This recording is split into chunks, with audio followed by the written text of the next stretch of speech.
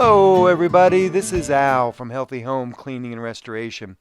Today we're going to be talking about a mold remediation job that we did in New Windsor, New York, and I'm going to tell you all about what happened there and walk you through the process.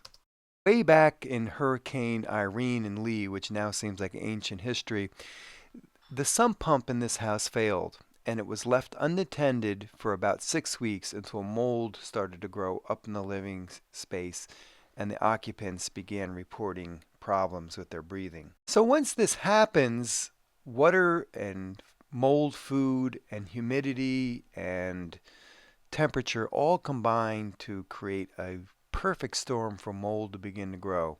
So as you can see from these pictures, the mold started in the basement and then worked its way up into the living space, causing the occupants serious health consequences.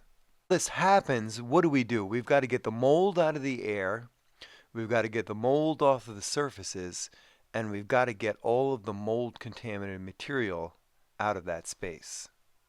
After we've got the contaminated material out of the building, using 6 mil poly, we make sure that the mold spores are not going to cross-contaminate into other parts of the living space. Next, we wipe down every square inch of space inside the containment area, removing the mold spores using an EPA-registered antimicrobial.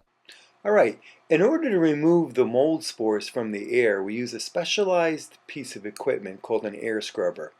And what the air scrubber does is it removes microscopic particles from the air by circulating the air through what's called a HEPA filter. All right, I've got a chart up here called Understanding Microns. And what I want to just illustrate here is that our filter in the HEPA machine is able to get out extraordinarily small particles from the air. For example, a grain of sand that you're commonly used to on the beach is about 700 microns. Mold spores between 5 and 10 microns. And our equipment is able to get 0.03 microns out of the air. So we're really going to be able to get the fine stuff out of the air. During remediation, we create negative air in the space that we're working with so that any mold spores that are loosened up end up staying inside the space as opposed to getting distributed through other parts of the space that are not contaminated. All right, so after a lot of cleaning, wiping, vacuuming, making sure that all the mold spores are gone, and then finally taking some air samples to make sure that we've got the mold out of the air. You can see the beams here are restored to their original condition. The mold has been removed very, very nicely, and you can now live in this house without fear. Here's a picture of the occupants of the home as they've been restored to their natural living environment. They're in the basement, which was previously really so bad that you wanted to wear a mask and protective gear when you were down there, and so she feels very comfortable. The smell is better. You don't need to be an expert to know that the job is done because you can smell it in many cases.